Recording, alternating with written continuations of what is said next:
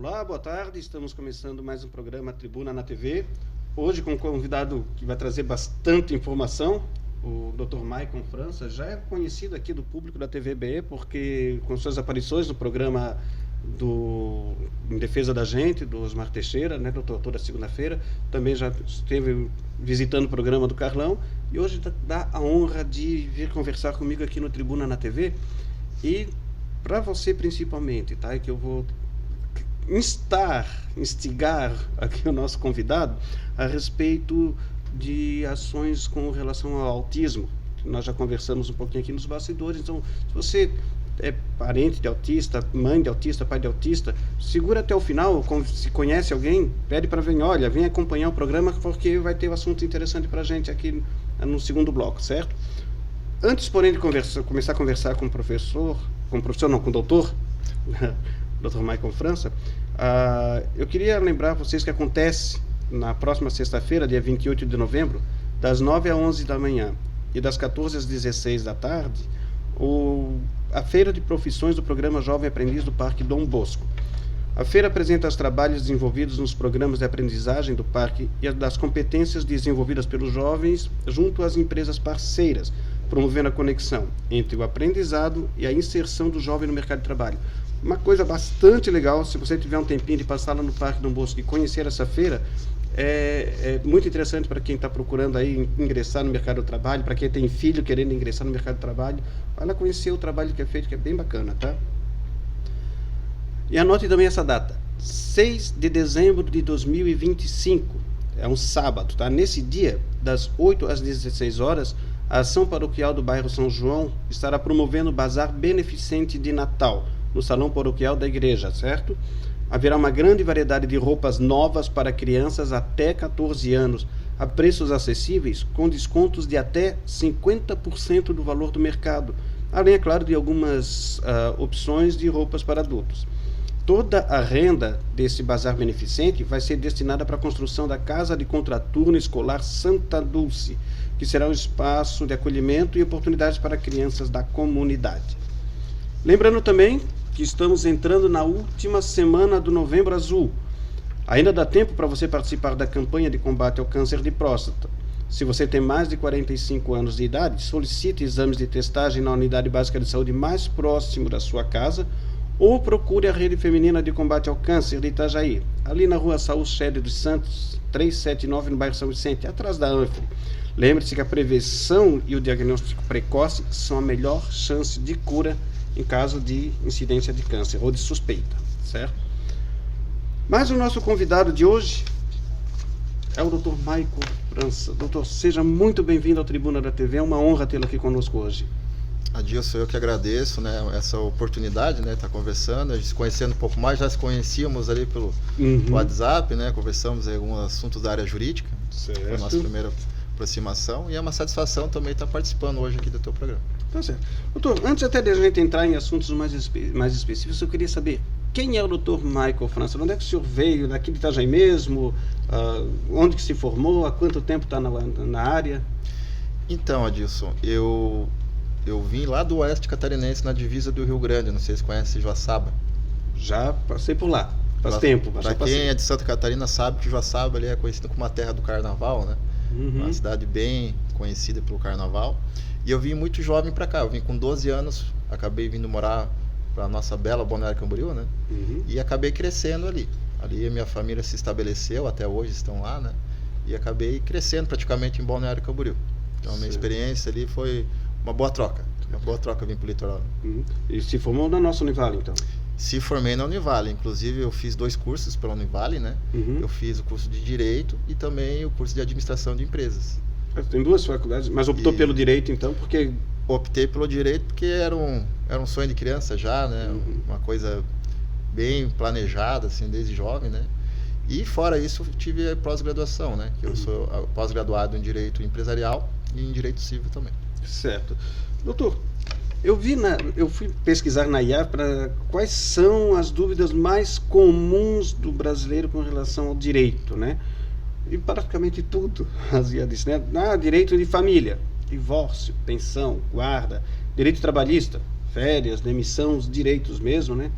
direito penal, crimes, penas, direito tributário, impostos, obrigações fiscais e imobiliária, contratos, aluguéis, uso capião. Mas para um advogado só, não é complicado todas essas áreas, ou a gente, ao assumir ou começando a trabalhar na área, acaba se tendo necessidade desse né? Porque tem muito advogado que é especialista num único assunto, né? Mas tem esse conhecimento, essa abrangência toda, não? Então, Adilson, ainda jovem, né, quando eu comecei a trabalhar, mesmo antes de ser advogado, eu consegui ter uma grande visão de vida, né? A gente não consegue fazer nada sozinho. Inclusive até conseguimos fazer, mas a gente consegue entregar um trabalho muito melhor delegando funções, né? Então hoje existem realmente advogados que eu vejo que acabam às vezes trabalhando, né? Até o perfil, né, que a gente fala antigo da advocacia, que é o advogado que abre seu escritório e trabalha ali por toda a sua vida. Existe a possibilidade? Existe, só que você não consegue entregar um serviço satisfatório. Então o advogado, primeiramente, ele vai entregar um bom trabalho com uma equipe para poder fornecer esse trabalho. E numa equipe a gente delega funções e também áreas. Então muitas vezes a gente pode delegar áreas de trabalho. Então hoje a advocacia assim, das faculdades é uma das ciências mais complexas que a gente pode tratar hoje, né? Por quê? Porque o direito ele muda a todo momento. Ele muda de uma forma mas tão rápida assim, que o advogado que ele não se atualiza, que ele não vê as tendências, as jurisprudências que a gente fala, as decisões do tribunal, ele acaba ficando obsoleto. Então existe essa necessidade. Então o foco sempre para um advogado é focar em uma área e exercer, né? E sempre que tiver uma dúvida, pedir ajuda de um colega e a equipe que vem por trás desses bastidores para poder estar auxiliando. Certo. E a televisão, como é que surgiu a sua participação na televisão? Então, a minha participação na televisão foi exatamente como o dia de hoje, né? Eu acabei sendo convidado para uma entrevista uma vez na rede de televisão, inclusive foi na própria TVBE. A gente está completando quase 10 anos nisso, né? Na época eu comecei com o nosso conhecido Osmar Teixeira, que eu acredito que o Osmar também, ele é jovem ainda hoje, né? Ele era bem mais jovem, né? Com certeza. Tô entrando agora em janeiro com 39 anos, então eu tinha praticamente 30 anos. Era jovem também, né? E numa entrevista simples veio um convite de participar de um quadro. Um quadro trabalhando e falando na área jurídica. Então, durante um período de tempo, eu me mantive ali. Também tive a oportunidade de trabalhar em rádio 99 FM, aqui da região. E trabalhei na televisão e em rádio por um bom tempo, né? Depois foquei mais na advocacia e agora retornando um pouquinho mais aí para as telinhas da televisão. É certo. Eu fico surpreso, que eu acompanho o programa do Osmar, né? Toda segunda-feira o senhor está lá, porque as pessoas fazem as perguntas, às vezes, mais disparatadas do mundo, né? O senhor sempre tem uma resposta, não deixa a pessoa sem ter pelo menos alguma orientação. Já teve alguma vez que alguma pergunta te pegou de surpresa? Já, com certeza. É que normalmente, assim, Adilson, cerca de 95% das perguntas, das dúvidas são as mesmas. Porque o advogado eu comparo sempre com o médico, né? O médico de emergência. O médico que está na emergência, ele está lá para fazer várias situações, mas 99% são situações corriqueiras. A pessoa que está com a pressão alta, ele já sabe que vai ter qual o procedimento, arritmia cardíaca, então ele já vai separando o mais urgente e assim eles vão trabalhando no dia. A advocacia é a mesma coisa. Então, normalmente as dúvidas são sempre as mesmas, porém sempre, né, principalmente quem está fazendo um programa ao vivo, é surpreendido com uma pergunta que a gente necessariamente não sabe. E eu aprendi também que não existe nada de errado dizer que no momento você não sabe, porque aí que está a grandeza do profissional, né?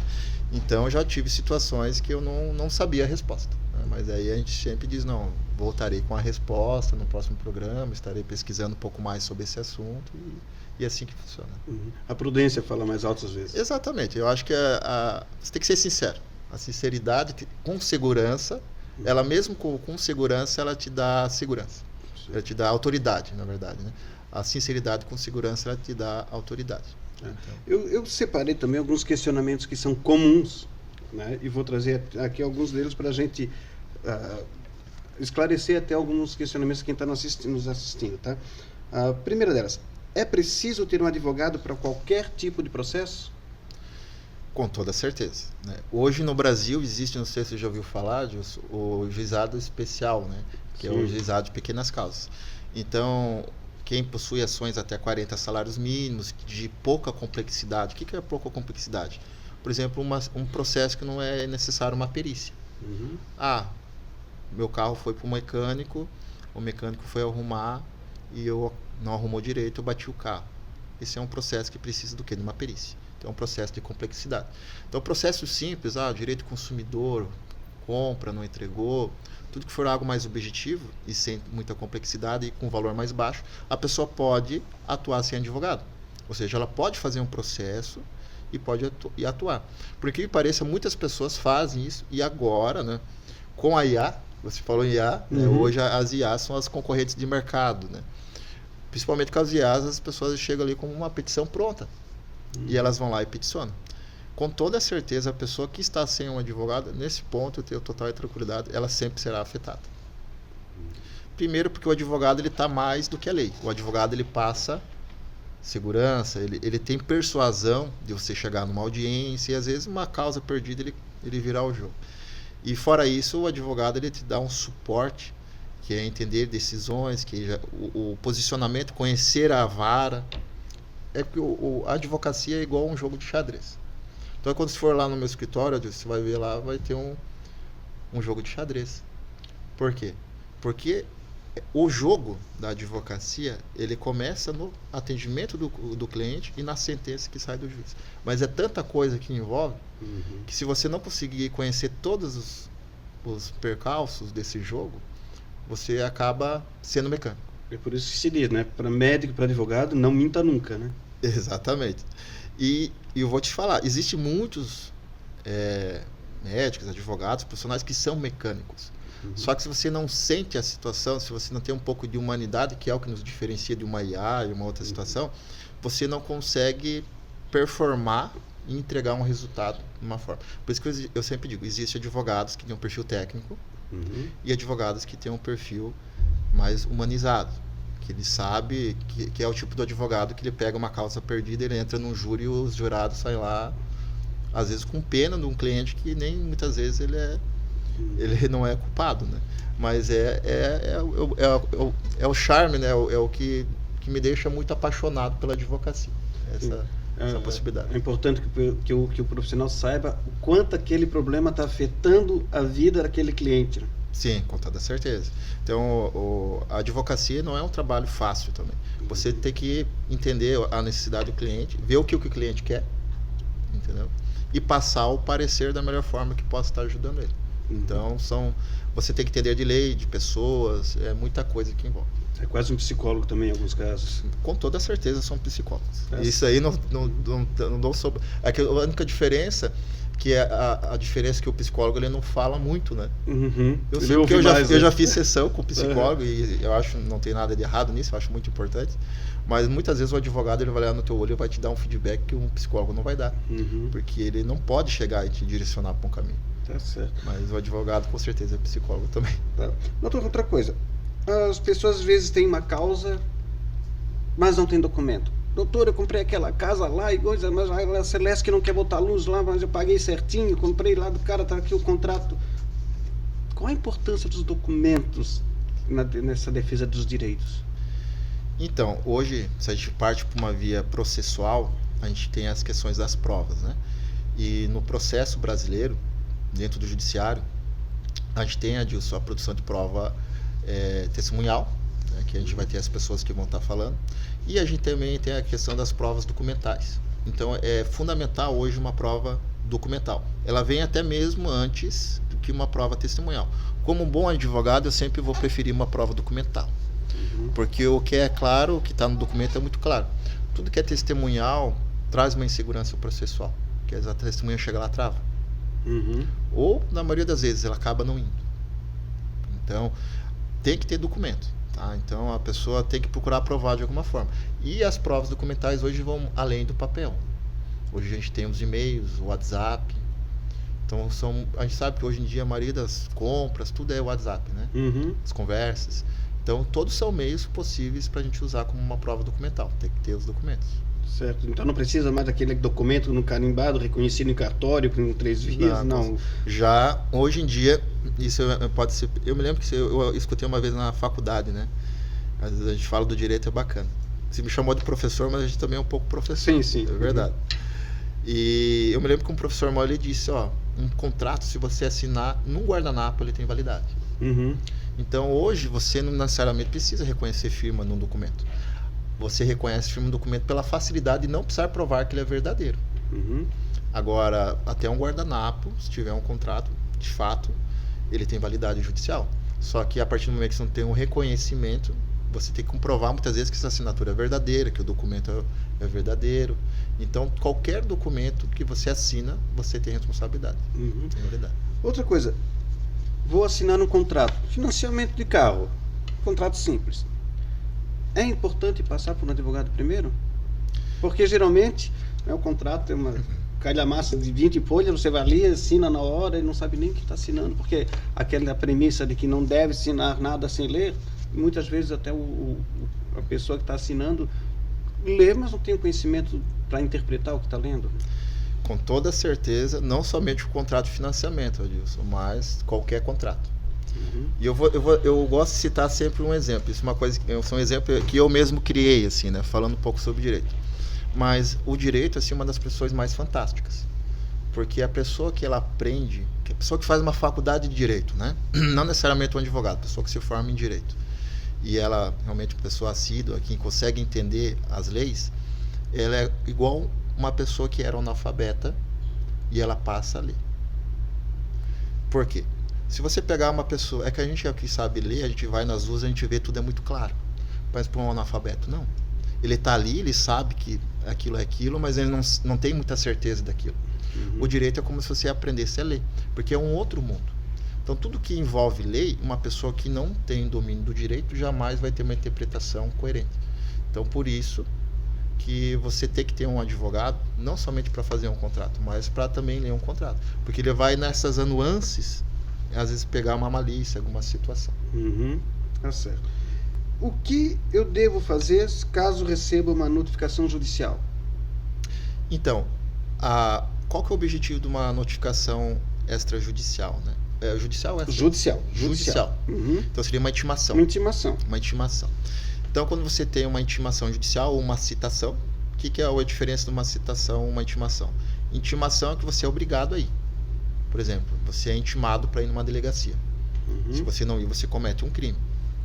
E existe a citação. Às vezes você é citado para participar como testemunho de uma audiência, mas às vezes tu não quer ir. Não vai te gerar uma consequência tão grave. Quando você é citado ou intimado, obviamente você vai ter que procurar novamente o advogado para saber que caminho tomar. Mas o ideal é que você cumpra o que está sendo exigido nessa citação ou intimação. Tá certo. Doutor, direito de família. Vamos falar um pouquinho sobre o divórcio. Qual é a diferença entre divórcio consensual e divórcio litigioso? Tu sabe, Adilson, quando eu comecei a advogar, eu comecei em direito de família. Olha só que bacana. Eu queria fazer direito empresarial, né? Queria atuar nessa área. Só que a área empresarial é uma área muito difícil de você começar, né? Porque existe muita concorrência, os grandes escritórios. A exigência de um empresário é diferente de uma pessoa física também. E foi uma área que eu atuei bastante, foi o direito de família. Mas a dúvida qual que era mesmo? Qual é a diferença entre divórcio consensual e litigioso? Então, basicamente o divórcio consensual ou litigioso, a diferença vai ser que no litigioso é porque não teve consenso. Então é bem lógico. Então tudo que tem litígio, uma disputa, uma diferença de ideias, você vai partir para o judiciário. Então todos os divórcios que existem hoje, eles obrigatoriamente correm dentro do judiciário. O consensual, a diferença é o quê? Porque existe um acordo entre as partes. Então, se não existe menores de idade, tá? Se não existe menores de idade, há a possibilidade, inclusive, de fazer esse divórcio dentro de um tabelionato. Então, o tabelião vai fazer ali uma escritura pública, onde ele vai fazer a dissolução. E se caso um dos membros do casal não quer separar e o outro quer, aí é possível fazer litigioso? Aí não tem consenso. Não tem aí consenso. Não existe acordo. Tem que ser das duas partes, não de apenas uma. Aí, nesse caso, obrigatoriamente, vai ter que partir para o judiciário. Certo. Tá. Nesse caso do divórcio, sempre tem aquela famosa partilha de bens, o que é meu, o que é teu, né? Ah, é possível, depois dessa partilha, a gente alterar a guarda dos filhos, a partilha de bens ou o valor da pensão alimentícia? Após a partilha? Após a partilha. Existe, com certeza. Então, a partilha, na verdade, os bens, uma vez divididos, não existe como alterar. A não ser que seja comprovado que ocorreu uma fraude. Então, se foi comprovado que durante essa partilha, de alguma forma, algo foi fraudado, a gente consegue comprovar. Um exemplo, digamos que um dos cônjuges tinha um patrimônio e ele não falou. Um exemplo melhor, né? Que infelizmente corre bastante, né, hoje em dia.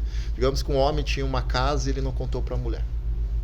Aí depois da partilha ela descobriu disso. Aí realmente, nesse caso, existe a possibilidade de fazer uma inclusão desse patrimônio para que ocorra a dissolução. E com relação à pensão dos filhos, que eu acho que foi a outra parte, se eu esquecer de alguma, tu me fala disso. Existe a possibilidade de você alterar uma pensão por meio de uma ação revisional. Então tudo que a gente fala de valores é revisional. O pessoal conhece revisional de carro, como a gente falou há pouco, né? Existe também a revisional de alimentos.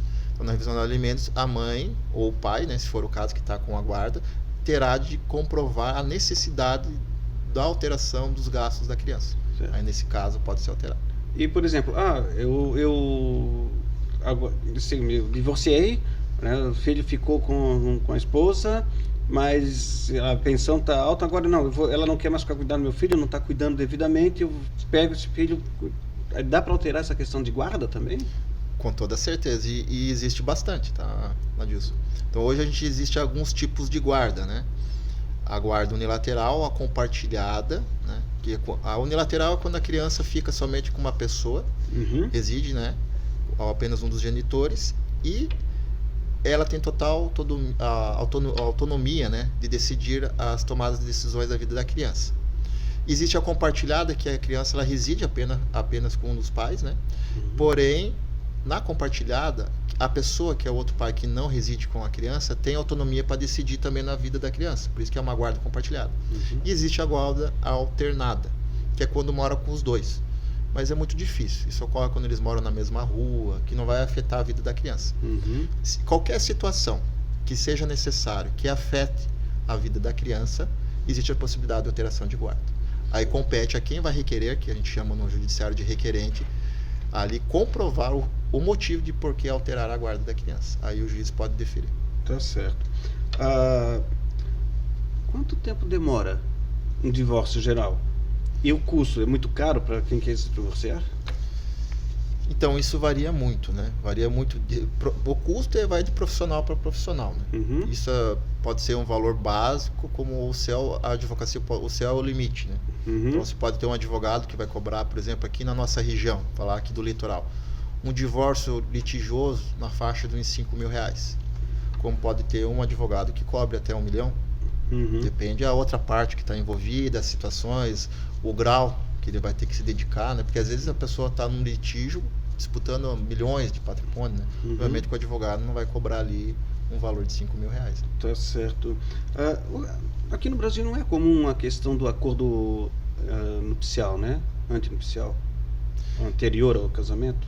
Então, não é mais aplicado. Aqui no Brasil, o que a gente tem, é o único instituto que a gente tem antes do casamento, seriam dois. Um seria a união estável, que a união estável pode ser convertida em casamento, né? E existe também os contratos de relacionamento. Então, aqui seria o mais parecido com isso. Então, hoje em dia, uma pessoa ela pode pegar um advogado e fazer um contrato de relacionamento. O que é um contrato? Ele é como se fosse uma união estável. Só que ali você vai ter cláusulas específicas. Ou seja, qualquer situação, o céu é o limite. Porque toda vez que a gente fala de contrato que envolve duas partes, tudo que estiver ali gera lei entre as partes. Certo. Então, por meio de um bom acordo, eles vão formando esse contrato. A pensão que a gente fala, a pensão alimentícia, geralmente é do pai para os filhos. Exatamente. Mas é possível um cônjuge pedir a pensão alimentícia para o outro cônjuge? É possível disso. Existem 3 possibilidades hoje de pensão alimentícia. Primeiro é dos filhos para com os pais. Segundo, dos pais para com os filhos também. Os pais também podem pedir para os filhos. E a terceira possibilidade que existe é entre os cônjuges. Então, um cônjuge realmente ele pode vir a pedir uma pensão alimentícia. É possível? É, mas é muito difícil. Para isso acontecer, o cônjuge ele vai ter que comprovar que ele abdicou mão da vida dele, da profissão dele para cuidar normalmente do lar. Então, um caso muito especial, que principalmente na outra geração, a geração dos nossos pais, era mais assim. Era bem comum a mulher deixar de estudar, de trabalhar para cuidar o quê? Para cuidar da casa, cuidar dos filhos, para se dedicar ao lar. Esse tipo de mulher, ela acaba abrindo mão de conseguir se sustentar sozinho. Então, esse tipo de pessoa consegue receber. E o senhor falou uma coisa interessante. O pai também pode pedir pensão alimentícia para o filho? Com toda certeza. Inclusive, eu já entrei com várias ações assim e todas foram deferidas. Todas deferidas. Nós estamos encerrando esse primeiro bloco, então, com o Dr. Michael. Nós voltamos daqui a pouco. Não sai daí, tá? É só no tempo de tomar uma água, né, doutor? E voltamos sempre com bastantes assuntos interessantes, tá? Até mais.